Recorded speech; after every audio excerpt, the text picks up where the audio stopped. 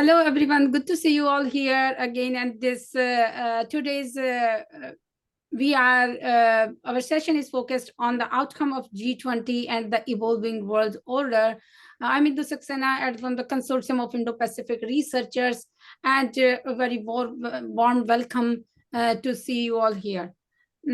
For that, we saw that the G20 summit concluded in New Delhi with a declaration, unanimous declaration, and a visionary logo tagline of One Earth, One Family, One Future. The G20 accounts the 90% of world GNP, 80% of global trade, and 2/3 of the world's population. And in summit, in the declaration, everyone agreed upon the strength and influence of the global South. The summit had 4 significant outcomes. One is a joint statement, transformation of G20 to G21, the announcement of India, Middle East, Europe economic corridor, and the Biofuel Alliance. How can we define the G20+1 moment in global politics, and to what extent will this extended group be helpful in dealing with the global challenges? To answer these questions, we have a stellar panel of our panelists here, and we tried to take the views from each corner, from North America to the Tokyo, here in the diverse panelists. We have, I'm going to introduce here, we have Ambassador Anil Trigunath. Ambassador Trigunath is a member of Indian Foreign Service. He served the Indian mission in Cote d'Ivoire, Bangladesh, Mongolia, USA, Russia, Sweden, Nigeria, Libya, and Jordan. He served as an ambassador of India to Jordan and Libya, and as High Commissioner to Malta. He is the author of On Track Diplomacy Unbounded for the India Observer USA. A visiting fellow, he conducted research work on WTO and regional trading blocks at Oxford University. He has recently edited a book titled Evolving Security Dynamics in West Asia and India's Challenges. He is a frequent writer and contributor on the issues of India's foreign policy, South Asia, and West Asia. Now we have Dr. Stephen Nagy. Dr. Nagy is a professor at the International Christian University in Tokyo, a fellow at the Canadian Global Affairs Institute, and a visiting fellow with the Japan Institute of International Affairs. He is currently as the director of the policy studies of Yokosuka Council of Asia Pacific Studies and a governor for the Canadian Chamber of Commerce in Japan. He is a distinguished fellow with the Asia Pacific Foundation from 2017 to 2020. Congratulations once again, Dr. Nagy, for your promotion to the professor. And we have now Dr. Muhammad Jahidul Islam Khan. Dr. Jahid is a chairman scholar and a retired group captain. Apart from his service in Bangladesh Air Force, spanning over 3 decades, Dr. Jahid has served as a faculty member of university at home and abroad. His current affiliation include academic visitor, University of Reading, and registered with an academic portfolio at American International University, Bangladesh. Dr. Jahid obtained his PhD in politics and international relations from the University of Reading, UK, as a recipient of the Graduate School Scholarship, and later served there as a faculty. He holds 4 master's degrees from the University of Dhaka, from the National University Bangladesh, A University Maxwell Air Force USA, and the University of Bradford, UK. And we have Ms. Zuza Muhana. Ms. Muhana is a freelance senior researcher and analyst with the G7 and G20 research groups based at the University of Toronto. She has been involved with the research groups since 2013 and has served as a political and economic compliance analyst, a lead analyst, and a deputy director for compliance research. She has attended, monitored, and reported on numerous G7 and G20 summits and has authored reports, articles, and commentaries on summit-related issues. In 2020, she served as a subject matter expert and advisor for the Saudi G20 presidency. She holds an honors BA degree in political science and history with a specialization in international relations from the University of Toronto. Welcome you all here. And now, just without further ado, I would like to invite Ambassador Tigunet for his initial remarks. Ambassador, over to you. Thank you. Thank you, Dr. Indo, for inviting me. And it's such a pleasure to be on this distinguished panel, as always. Um, well, as far as G20 is concerned, you will remember that when India took over the presidency, the world has been going through a tremendous challenge, which was essentially imposed by the two black swan events. One was the pandemic, and the other was the Russia Ukraine war. And we are looking at the global churn in which there is a greater possibility of a world converting into a Cold War 2.0 kind of scenario. So we are in that situation when India took over. The biggest problem for India was as to how to align these interests. We had seen it was very difficult during the Bali Declaration, and it was Prime Minister Modi's comment to President Putin, which eventually came handy and was able to pass the Bali Declaration. And that was with regard to that this is not an era of war. And India had taken a principled stand in this, and therefore it stood in the middle of this divide.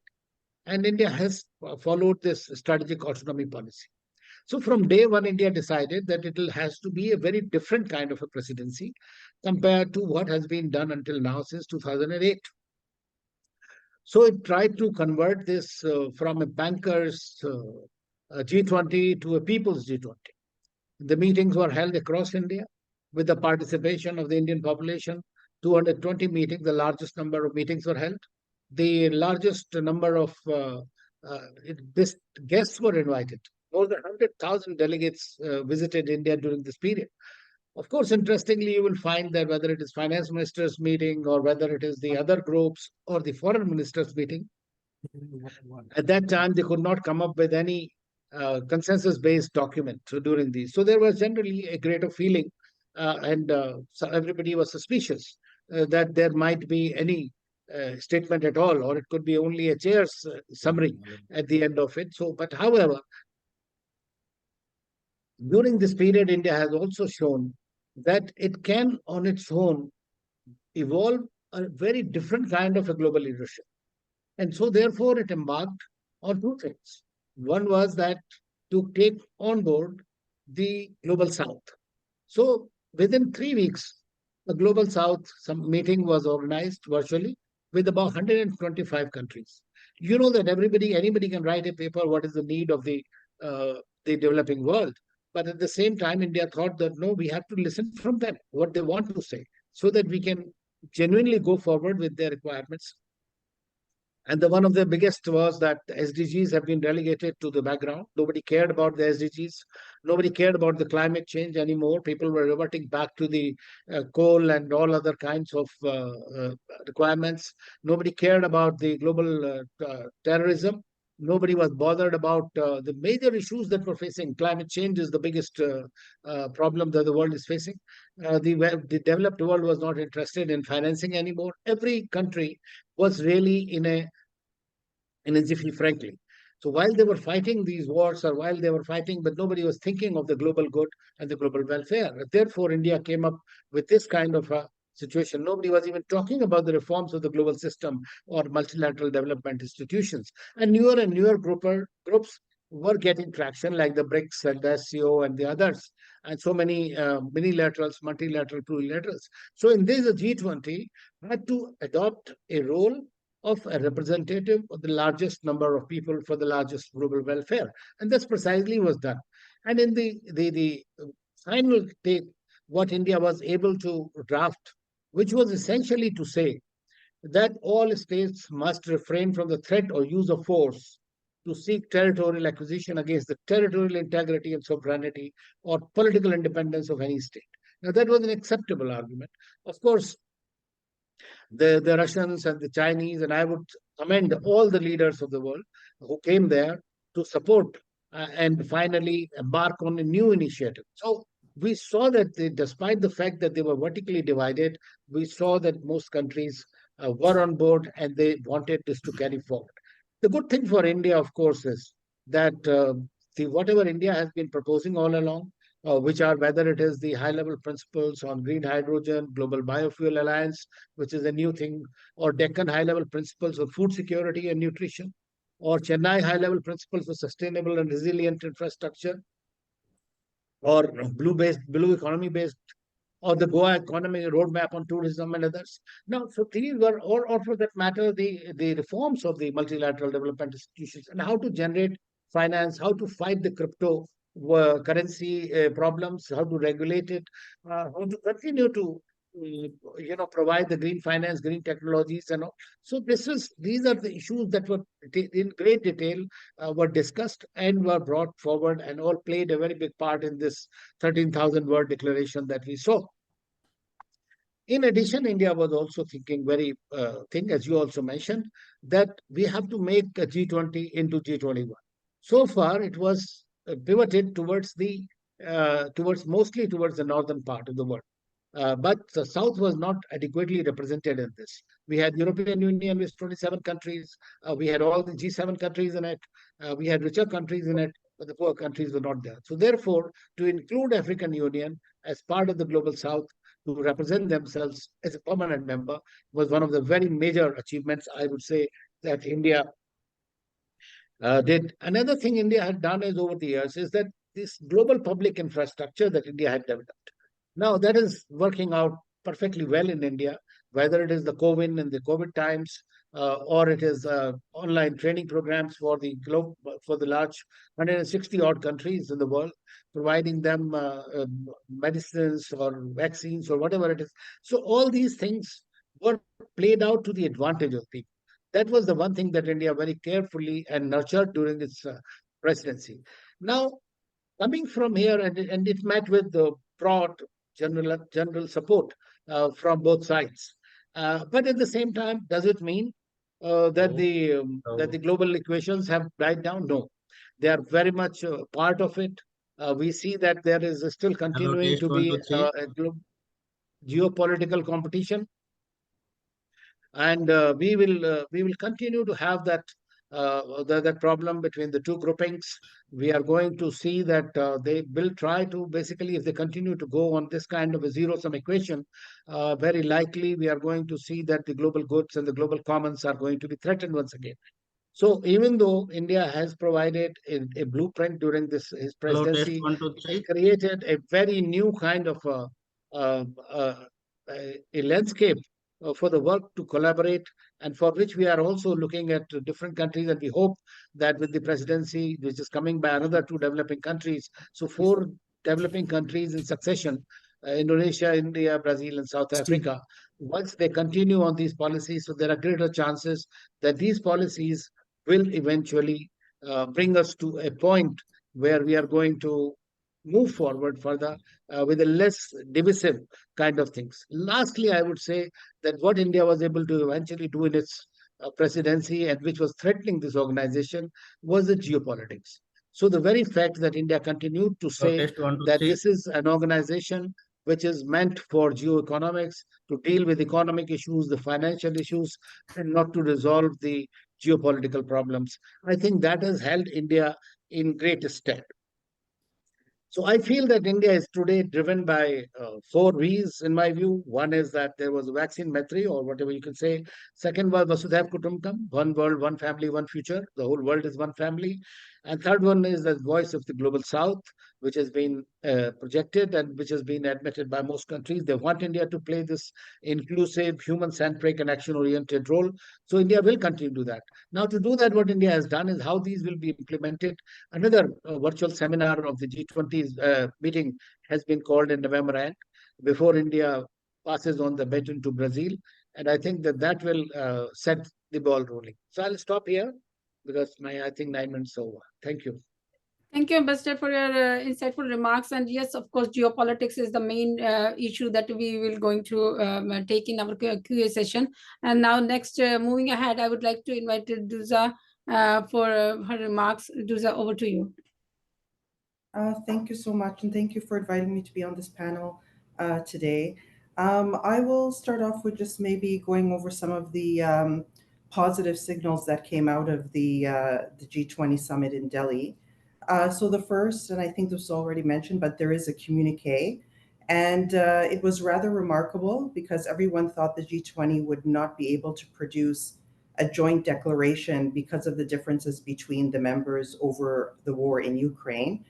But what we saw was the weight of world politics shifting towards the emerging economies. We saw the US not ready, willing, or able to break a document that Prime Minister Modi wanted. We saw the global South countries act together at the G20. They didn't like form a bloc, but they made it clear that they have shared views about global governance, about what the priorities of the world should be. They made it clear that they wanted this particular declaration. It appears to have had an effect on the US and the other G7 countries, so much so that they said, we can't risk having the global South countries angry with us. So that's why they had to really back off on Ukraine. Everybody went along with the wording of the declaration and nobody broke the proceedings. And amazingly, we saw India demonstrating great skill in handling the negotiations and the diplomacy around the summit. They were able to play the role of mediator of the global South and the global North. India's Sherpa said he was engaged in 200 hours of nonstop negotiations to make sure that there wasn't a blockade of this communique, and that's a lot of effort. Of course, the Financial Times was kicking and screaming and crying over the wording of Ukraine in the communique. But, who defended this declaration? Well, of course, Sergei Lavrov, Russia's foreign minister, said it was a terrific outcome.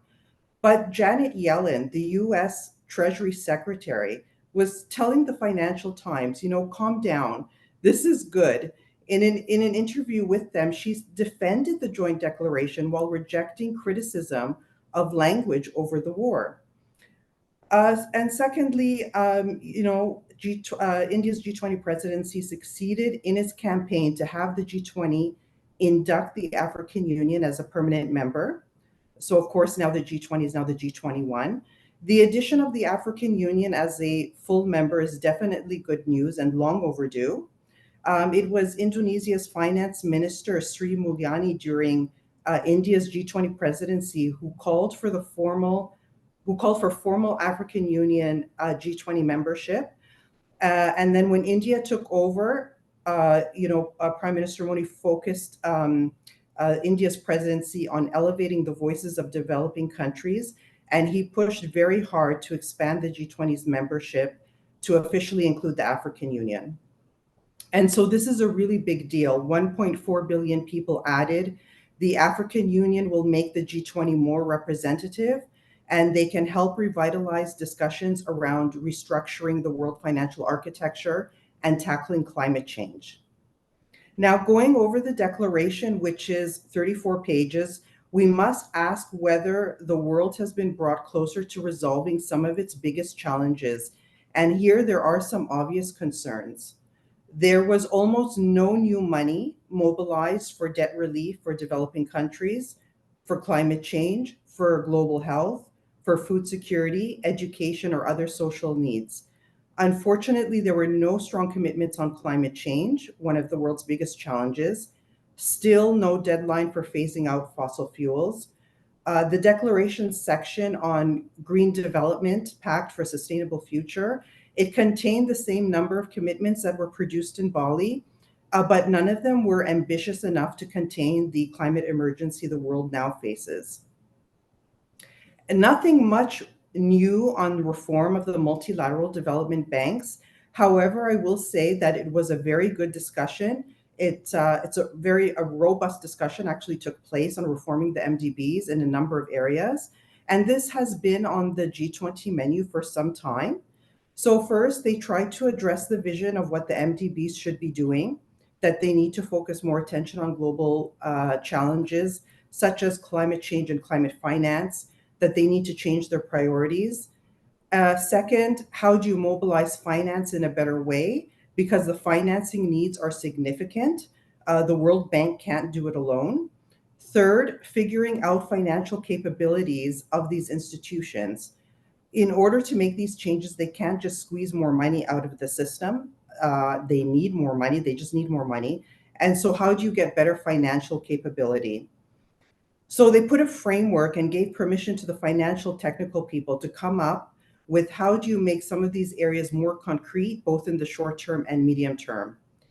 So MDB reform is going forward, and it touches on a number of areas. It was the most consequential outcome of the G20 summit. And of course, the US has agreed to a reform. So this will be a top discussion point at the G20 summit in Brazil next year. At the end of the summit, Prime Minister Modi announced in his closing remarks that he would hold a second G20 summit during his presidency in late November in virtual form. It would include a leaders' review of what they had accomplished and what more needed to be done. And looking to the future, we're looking now at Brazil for next year. At the closing of the Delhi summit, President Lula said he would follow up on India's achievements, and he laid out 3 priorities for next year under the theme of building a fair world and sustainable planet. Number 1, reform of global governance institutions. Number 2, energy transition and sustainable development. Number 3, social inclusion and the fight against hunger. And he mentioned that the G20, that Brazil would create 2 G20 task forces. The first one would be a global alliance against hunger and poverty, and a global mobilization against climate change. So it will be interesting to see how Lula's approach ensures a degree of continuity with Modi's vision, and in particular, how the focus on inequality will complement India's development perspective. So I think we can expect Lula to play a big role in shaping the global conversation in the near future. So from 2022 to 2025, 4 countries from the global south are presiding over the G20, which has led to a shift in the G20 narrative to better reflect the aspirations of emerging economies. And I believe the concerns of the global south will continue to be amplified in the years ahead. And so for the G20 chairs for 2024 and 2025, Brazil and South Africa, respectively, they have set reforming the global system as their ambition, but they will need to ensure buy-in from the most advanced countries on a common vision for meaningful cooperation on this issue and on other key global issues. So I think I will end it here. Thank you. Thank you, Dura. Thank you. Like you mentioned, for the next G20 summits, like what is the Lula's road plan for this? Like it's quite difficult on making these alliances and then finding the concrete results. So definitely, I will have a question for you after our panelist remarks. And moving ahead now, I would like to invite Professor Nagy here. Stephen, over to you, please. All right. Well, thank you very much, Indu, for organizing this. And it's really a great pleasure to speak with and listen to the views of my colleagues. I'm going to maybe be a little bit more pessimistic in terms of thinking about the outcome of the G20 summit and the evolving world order. And I want to focus basically on 3 particular areas. I want to touch upon this idea of the G20 really highlighting, at least from my standpoint, that we're moving towards an international order based on rule of law. And this is here to stay. I'll come back to this. The second point is that I think multilateralism is getting weaker, not stronger. And I think the G20 has demonstrated this. And third, I think India's chairing of the G20, when we look at it from the domestic audience, I think that the optics and the take-homes are very different than the international audience. So I'd like to touch upon my discussion points from those 3 points. So when I think about the G20 summit and I think about the evolving world order, I think what we should be really stressing is that we've had a transition towards a different rhetoric in terms of how we're thinking about global governance and thinking about the prioritization of international order. And as early as last year or before Russia's invasion of Ukraine, there was primarily a focus on an international rules-based order. And what we see is, since the invasion of Ukraine, much more of a focus on an international based on rule of law. And this is particularly focused on not only developing countries, but also developed countries. And I think that this is an important area that we should be focusing on. There's a clear understanding, I think, at the G20, but broadly, that authoritarian states are attacking, if not weakening, our global order. We have challenges with regards to ethno-nationalism, and I think, frankly, the host has many challenges within this area. And lastly, I think we have some challenges in terms of members of the developing world creating challenges for true multilateralism. Here, I think if we want to talk about true multilateralism in the G20 or otherwise, we'd have states like China advocating for India within the United Nations Security Council or other states. So I think that this idea of the G20 reshaping global governance and reshaping how we talk about global order, I think really has a long ways to go. I encourage you to think about what happened at the Osaka 20 summit. And you'll probably, I can see the eyes of my fellow panelists, they don't remember. And I think that's actually important to talk about any G20 summit. What happened last year? Does it really matter this year? Will it matter next year? Is there continuity and themes? At the peripheral level, yes. At the central level, no. I'd like to talk about next the G20 again as demonstrating that multilateralism groups really are getting weaker. They cannot solve global problems. And this is why we're seeing the advent of many minilateral relationships, whether it's the Quad, whether it's AUKUS, whether it's the South Korea, Japan, US relationship that was just thrust into a different light in August 2023, or even the Philippines, Japan, Australia, US relationship, amongst others. There's a clear recognition that multilateralism, while important, doesn't provide the goods in terms of really providing for public good provision and dealing with real problems. And this is why we see, again, institutions like the Quad emerge. It's a problem-solving mechanism. It's meant to provide public goods to the region. And I think that the emerging number of minilaterals really is a strong statement that large multilateral organizations, whether it's the G20, G77, or otherwise, really are playgrounds for political competition, and the lowest common denominator is what happens in terms of agreement, making real problem solving difficult. And I think that we're going to continue to see more of this as great power competition deepens and makes it more difficult for true multilateralism to solve the kinds of problems that we do need to solve. I want to touch upon again, lastly, this idea of India's role. And I think the optics domestically were, I think, quite impressive. Prime Minister Modi looked like a global statesman. He put India on the global map. We saw global leaders come to India, and really, I think domestically, it played very well for Prime Minister Modi. But at the international level, I think that we should take a look at a few different things. Who was not at the G20? And what does this say about the importance of the G20? And thinking about, again, this idea of, and I disagree with the concept of global South, but is there a cohesive global South? No, I think that's the clear answer. Do players like China really want to share leadership with India in the global South or the developing world? And how is this reflected in how the G20 works? Here again, I think the answer is no, and Xi Jinping not attending is reflective of that.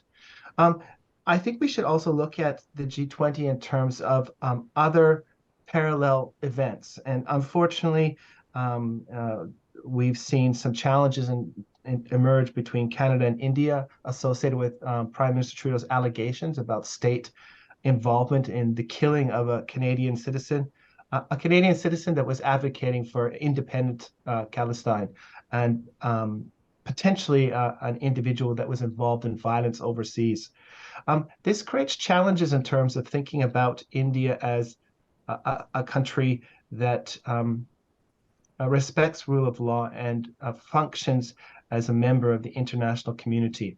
And I understand the hypocrisy here with the United States and Israel also involved in these kinds of activities abroad.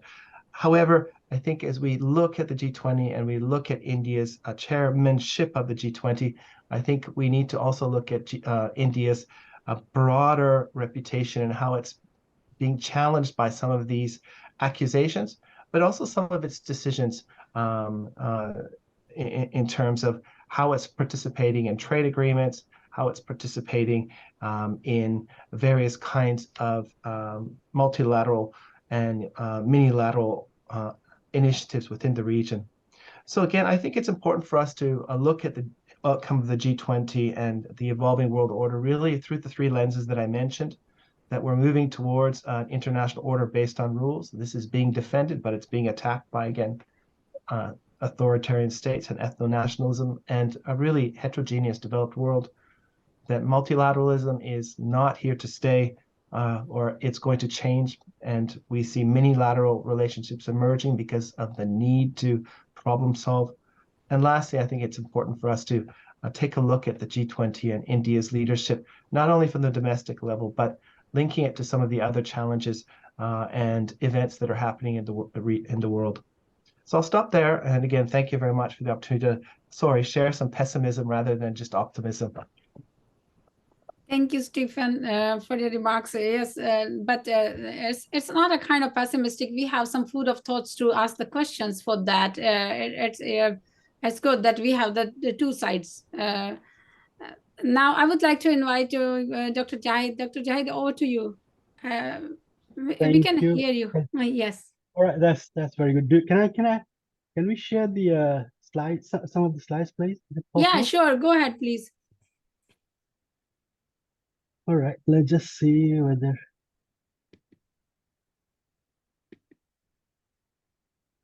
Screen share.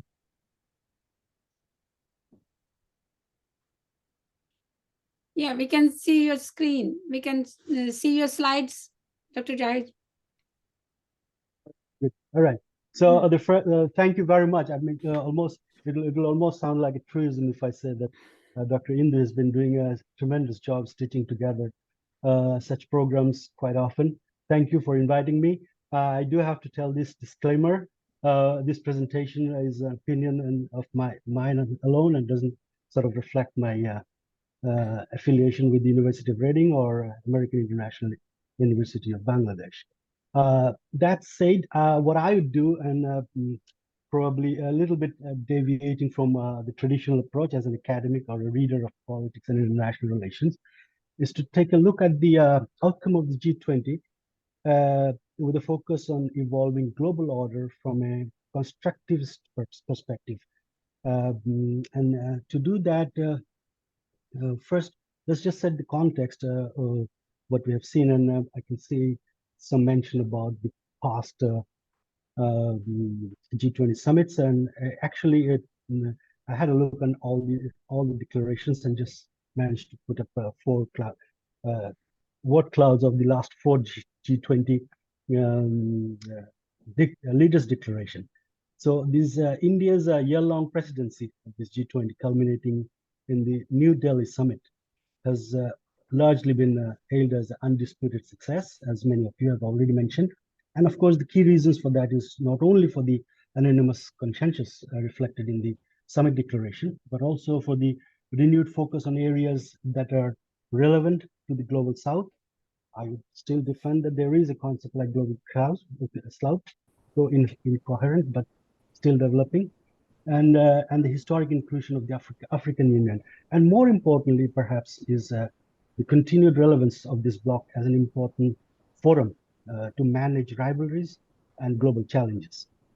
Now, the lofty ambitions of the leaders' declaration under this overarching theme, as Indu was mentioning, one earth, one family, one future, encapsulated is about 12,742 words, 83 paragraphs, 10 broad headings, makes the Delhi Declaration the longest summit declaration in the G20 history thus far compared to any others.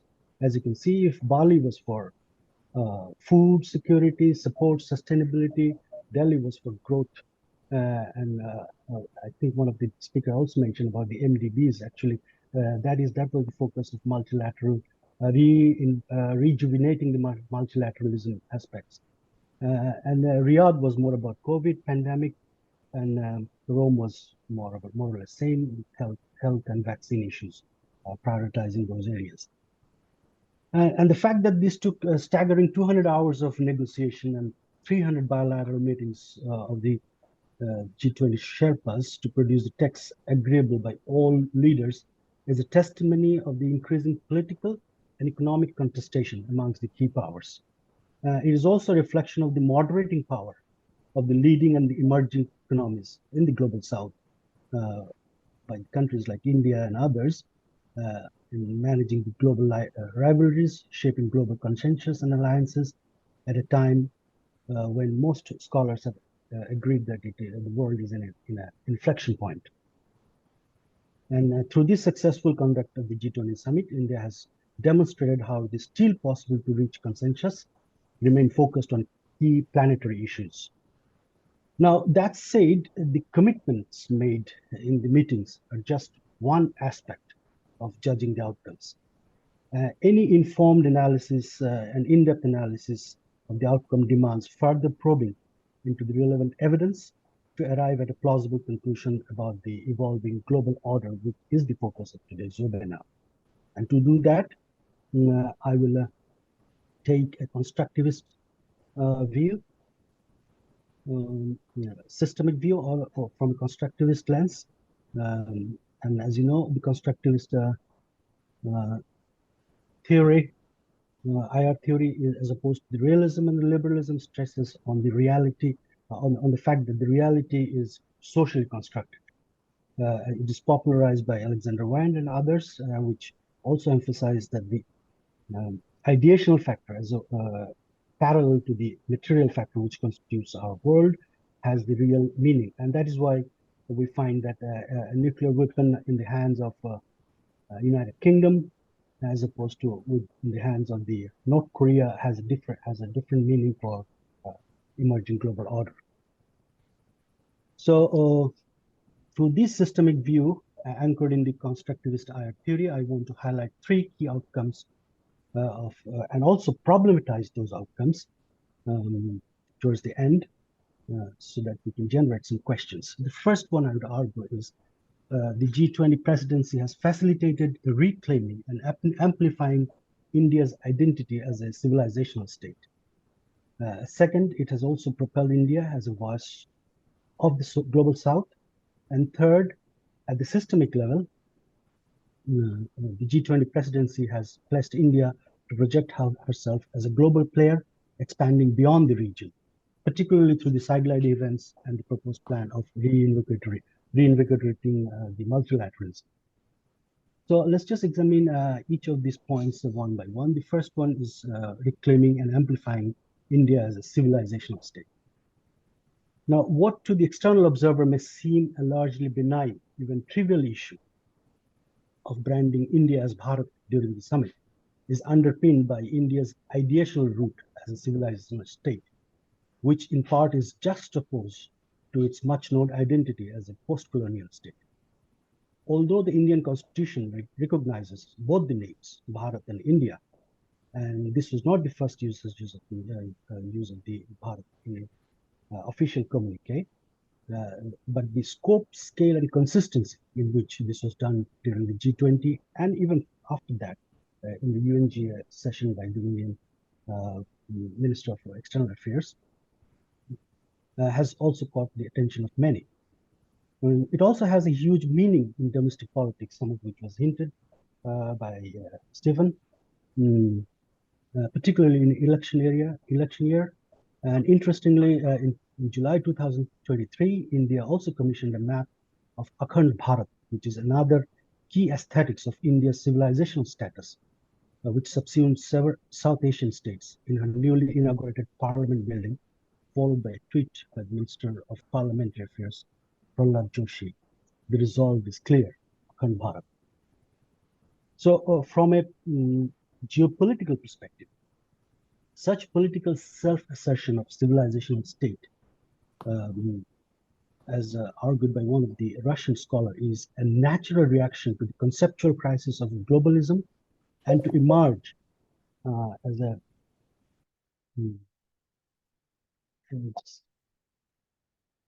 can you hear me? Can you hear me, Indo? Yeah. Yes, we can hear you, Dr. Jahid. All right. To the conceptual crisis of globalism and to the emerging trend towards the formation of a new polycentric world order. Now, by reinforcing its civilizational status through this G20 summit, India has sensitized the key global actors that it is not just the largest democracy and a post-colonial country, but also a civilizational state, prepared to play its role in an emerging polycentric world order. But what probably remains to be seen, though, is how India's civilizational claim, emboldened by the G20 events, finds its meaning and manifestation in the domestic and the global context. Will this unfold, making India a more pluralized and cosmopolitan, as espoused by Nehru and Gandhi, or more exclusivist and monolithic state, as propounded by the 20th century ideologues of Hindutva at home and in its neighborhood? That is a question that needs to be asked.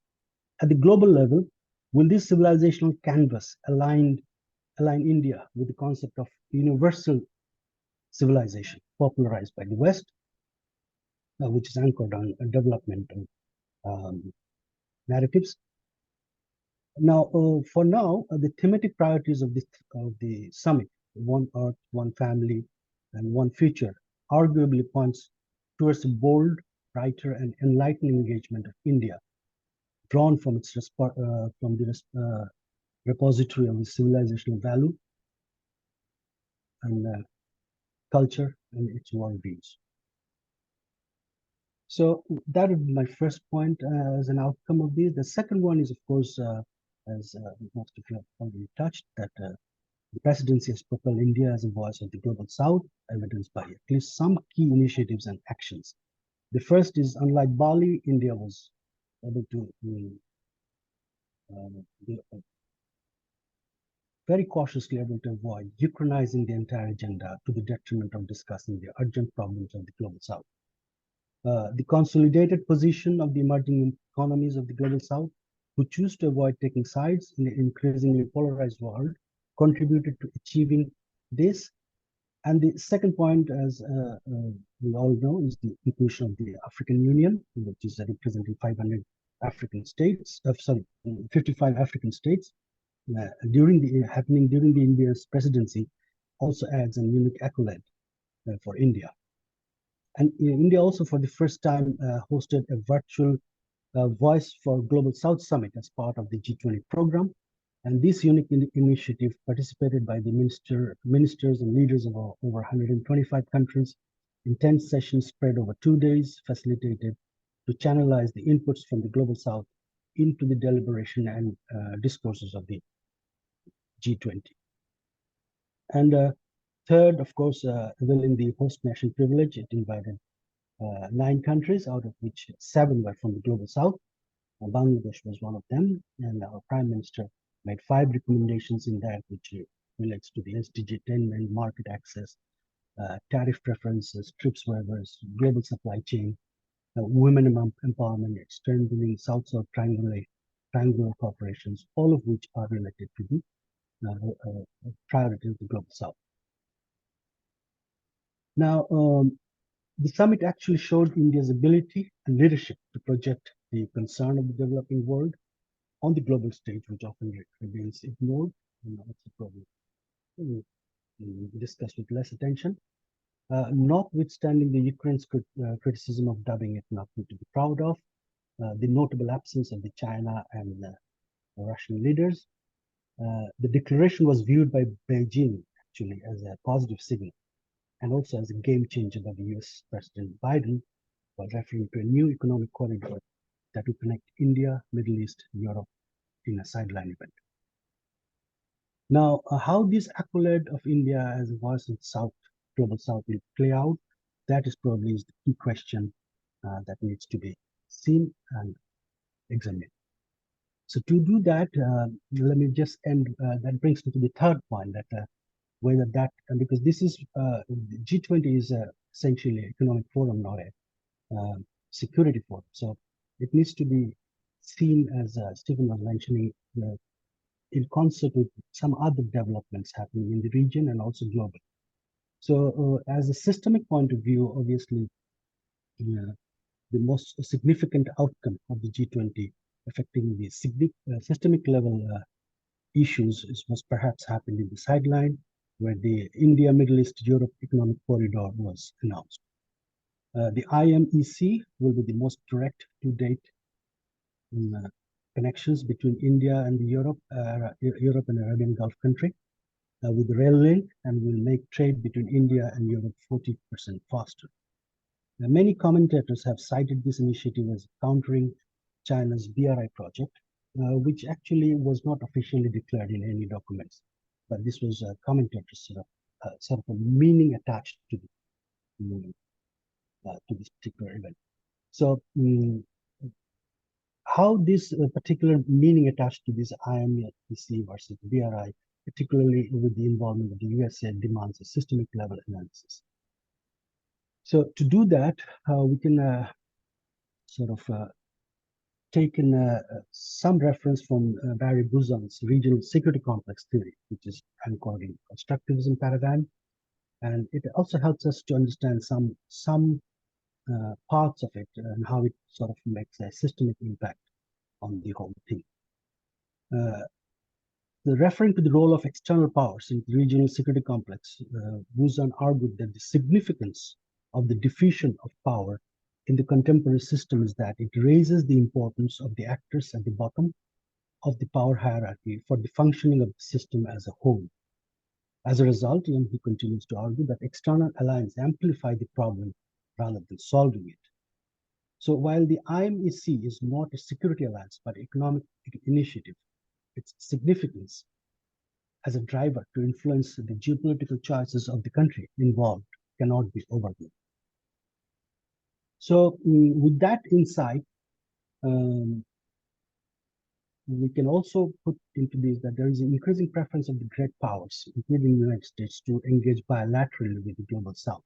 We have seen it happening in Vietnam, also in the case of Bangladesh, the USA still increasingly trying to engage with Bangladesh bilaterally rather than seeing it through a third eye. So that also problematized the regional security complex theory in the context of South Asian subsystem. So all these three brings me to my concluding remarks, which I will sort of put up some evidence to you, and you can make your own conclusion. So this can be done. We can sort of make some sort of assessment about the outcomes to explore by exploring India's political proximity and policy preference on key geopolitical issues to understand the evolving global order. And an evidence-based method to do this would be to examine India's voting choices and alignments at the UN on vexing global issues like the aggression, sovereignty, norm, security, human rights. So this particular data that I'm showing in this screen is about the India's voting data on 36 resolution at the UN emergency special sessions held between 1980 to 2023. These emergency sessions, as you know, mostly are triggered by the incidents of aggressions, occupations, or violations of sovereignty norm. And it shows that the India has been aligned with the majority of the UN member states in most cases, except the Soviet invasion of Afghanistan in 1980 and the Ukraine war. And another notable change in the context of Ukraine-Russian war is China, which is for the first time has dispensed its traditional voting choice on sovereignty now. Such trends leaves a lot of room to think about the evolving polycentric global order, particularly for small countries in the global South, in the context of not just open aggression, but also by a powerful neighbor, but also increasing trend of hybrid warfare. The second systemic level sort of evidence that I want to put forward is on the security-related issue, the India's alignment during the vetoed UN Security Council resolutions. Exploring the voting records of the vetoed resolution, those were not adopted, is meaningful because it also allows you to examine the implicit path dependency of the emerging powers. Between 1950 to 2022, India served as a non-permanent member of the United Nations UN Security Council 8 times, and during which 29 draft resolutions were vetoed by the P5 members, and 14 were from the USSR and the USSR, Russia or China, and the 15 were from the USA and the and the West. Apart from the Ukraine, these vetoed resolutions included issues related to North Korea's non-proliferation, Southern Rhodesia, invasion of Taiwan, Republic of Korea, situation in the Middle East, Syria, Palestine, and so on. And it is evident from the slide that India has largely remained aligned with China and the USSR or Russia in most of these contentious issues, while exercising higher voting choices in the UN Security Council. Indeed, India's voting choices were not aligned in any of the 15 vetoed resolutions by the USA or the West. So all these sort of gives you a idea. So what does it mean for the evolving world order? As a constructivist, I leave it to your interpretation. Thank you. Thank you, Dr. Jahid, for the interesting presentation.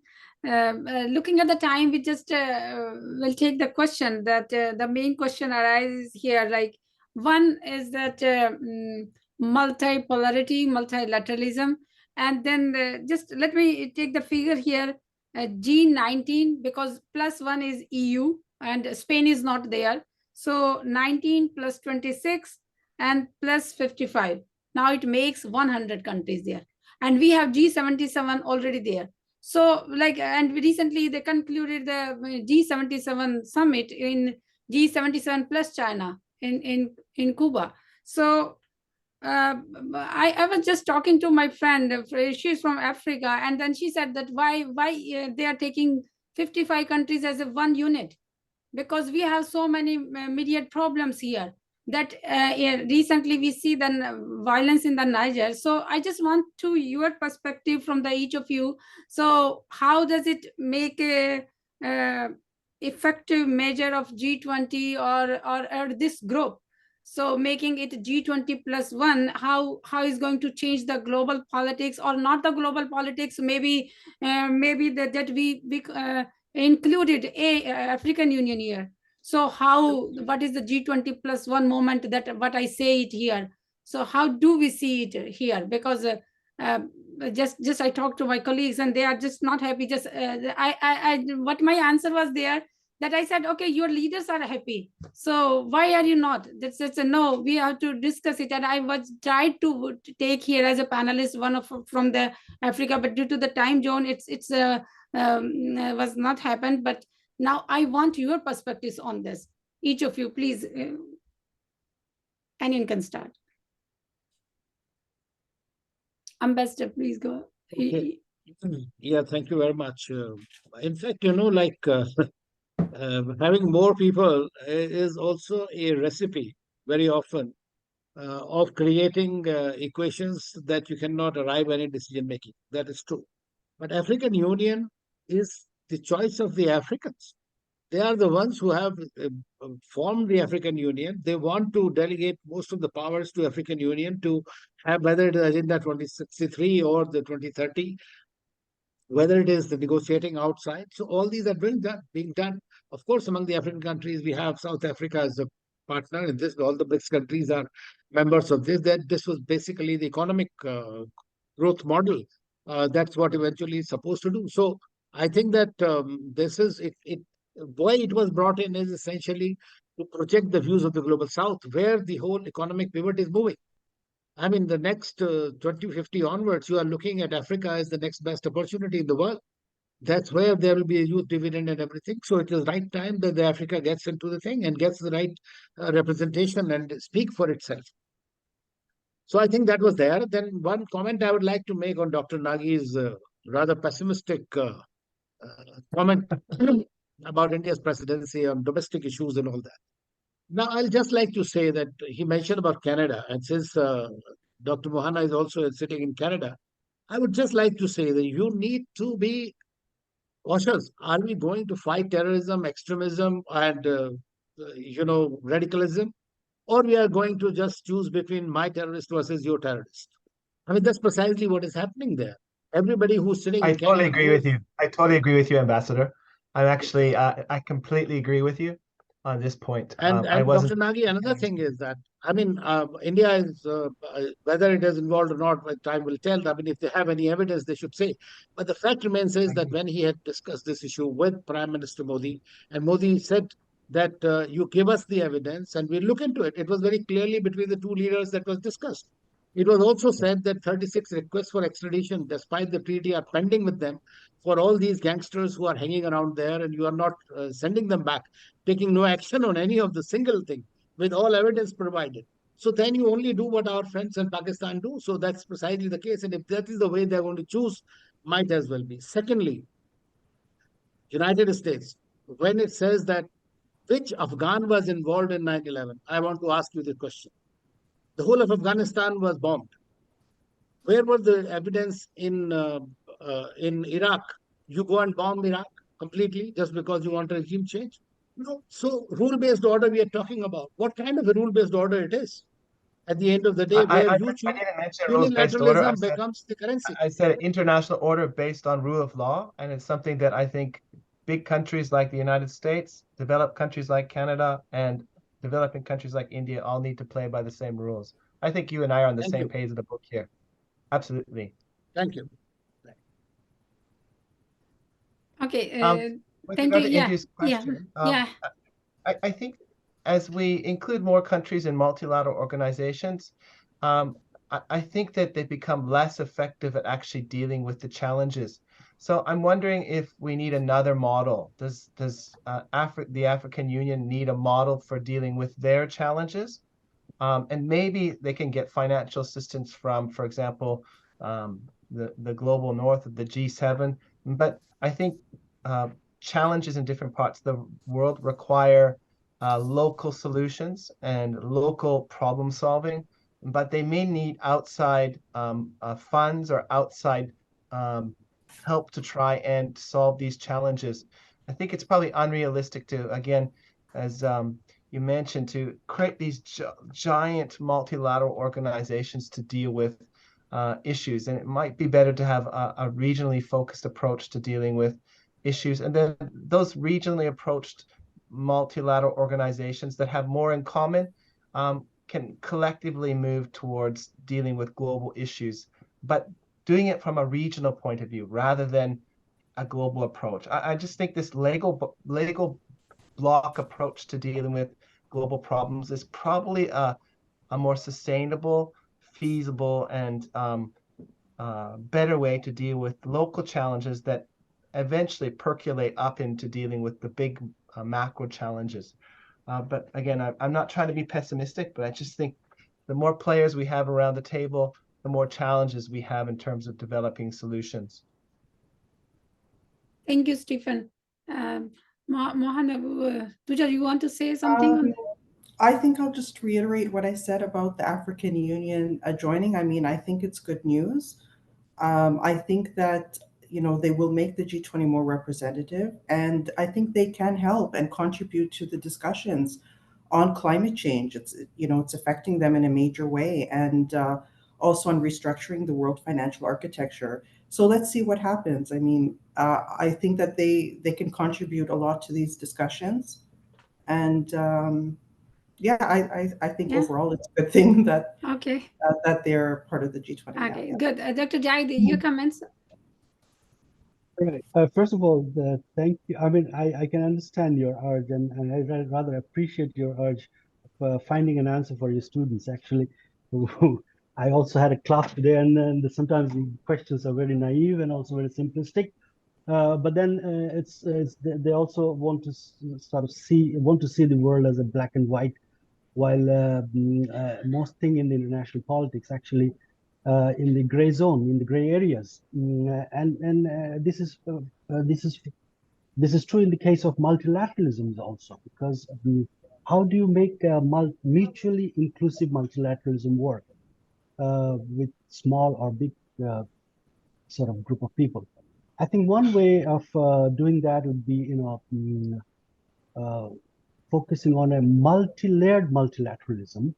And then when you have that kind of a multi-layered multilateralism, you would find some areas of consensus where it is regional, global, because some of the problems are actually not regional. It has a supply chain, for example, you see.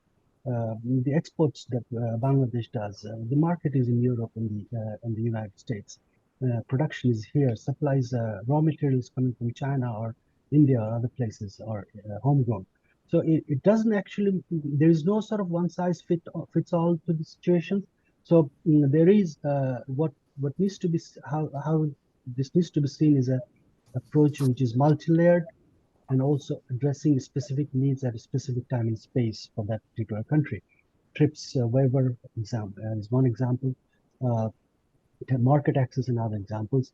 The other area I would say, yes, it is true that minilaterals, which has become a fashion these days as well, also works good for a region. But I would say from I mean, although I'm not a realist, but from a realist point of view, minilaterals sometimes become, has a limits when it sort of crosses a certain level. And then you have the need for reviving things like quads or AUKUS, which comes in to replace some of the security architecture of the region, and then drives the economic cooperation in different angles. So yes, there is no short or straightforward answer, but there are ways in which you can really work out a multilateral organization to make it more inclusive and also mutually beneficial. That would be my remarks. Thank you, Dr. Jahid. And the last concluded question, and hopefully we'll get your remarks, that IMEC, India Middle East Economic Corridor versus BRI, that is a lot of written after that announcement. And US is trying, like President Biden said, it's a new era of connectivity, and US trying to use effort to try the normalization of Saudi and Israel relations. So how do we see that? It's now, because it's very initial stage here, and most of us like from the Middle East, and but how do you see the Gulf state, because the historical ally United States and the new partner China, they have the good relation with China as well. So do you see what kind of future we can predict for this big economic corridor? Well, as far as I think that it's a good thing. I mean, it's not from now. So historically, the countries have been looking for routes, whether it is maritime or the land routes. Going to Europe has been not something very new. We had used to have them thousands of years ago also. And India has always been a trading nation, if you know. And I was in Jordan myself as ambassador, and I know that the Little Petra in Jordan was one of the routes from which this used to go across. So it is something which is a good idea, an alternative. But I don't subscribe to the idea that it is in response from everybody's point of view to the Chinese BRI, which is faltering at the moment. But at the same time, it is an alternative, and its viability will eventually depend on its efficacy and competitiveness. At the end of the day, the businesses have to use it. So whichever route, I mean, we are part of the INSTC, which is North-South Transport Corridor via Chabar Port and by Iran and Russia to Europe. That was it supposed to be there, which has been working, started getting during this crisis, has got more traction at the moment. India is working with the ASEAN countries for another multimodal transport corridor. So everybody wants a safer corridor. When you are going to look at this from every country's perspective, you see the Middle Eastern countries, they are also equally good friends with China. They are part of the BRI. They are not looking at these as competitive projects. They are looking at alternates because they have both big markets in China and India. And they want to, as far as the US is concerned, definitely it is a geopolitical project for them. For the Europeans, again, it is geopolitical plus economic. So I think that in overall, every country has a geostrategic interest in this. So we'll have to look at it from those three perspectives. Thank you, Mr. Stephen, would you like to comment? Would you like to say something? Well, I think the concept is good. I think we have to wait for the actual outcome. And as I mentioned in the various G20 summits or G7 summits, we've had Build Back World Better. We've had many different declarations, but I don't think we've seen much manifest into reality. So I think it's a good concept.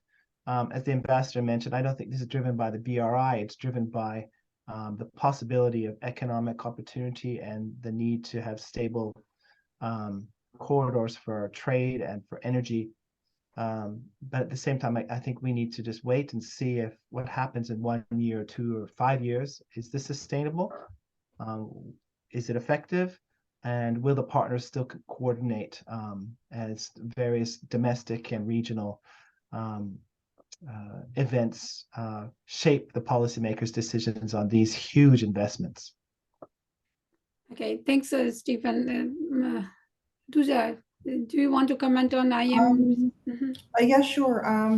What I've been reading on this mega project, that it may take decades for it to be realized.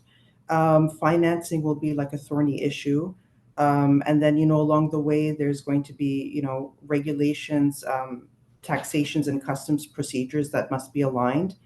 And I think above all, the project hinges on economic growth and demand in India, the Middle East, and Europe, which in turn depends on global economic recovery. Thanks, Dr. Jahid. All right. I think Stephen has actually rightly said, because most of the things we actually see it in declarations, commitments, and not getting implemented over the time or delayed. That makes the thing. But as of now, actually, on this particular comparison, this is not officially done by China or by any other countries which are involved officially. No, this is the commentators making this sort of meaning out of this particular thing happening. So that could be from some origin for that. But what I think there are two actually important takeaways from this. If and when it happens, it definitely is going to be a geopolitical tool because of the involvement of the great powers like the United States and the Europe. So this will have a geopolitical dimension. This is first thing. The second one, which is significant, is that it also involves a land route, like a train, which is traditionally was not there, or it is more or less a new sort of inclusion from the BRI, when traditional trading routes were always sea routes and emphasizing the sea lane of communication. So that is an element which, if and when happens, is going to have a more sort of land-centric connectivity. From a geopolitical point of view, that will integrate the countries much better. The final thing is that the viability of this particular project, I think, has a historical root, because there was connections between these areas from ancient time. If you go back to the Sher Shah's time, or much other, when the subcontinent was populated by different Janapadas, Grand Trunk Road, and all those kind of things, you'd find many connective land sort of connections connecting these Eurasian plateau to each other, and also Europe, and then now, of course, the Middle East. So that would be my comment on this particular piece. Thank you, Dr. Jahid. Now the time is over, and we are a bit over the time, and we would like to conclude it. I would like to thank you, each panelist here, Dr. Ambassador Stephen, Duja, and Dr. Jahid, for a wonderful discussion. And let me make it clear that the views presented are personal, should not be construed to any organizations and affiliations. Thank you very much again. I would like to announce the one more thing important here, that Consortium of Indo-Pacific Researchers is organizing its second annual international conference, Alliances and Partners in the Indo-Pacific, Elevating Strategies. So there would be numerous panels there, and we will be sending soon the more details on our international conference. Thank you very much. Thank you. Have a great night. Thank you. Bye-bye.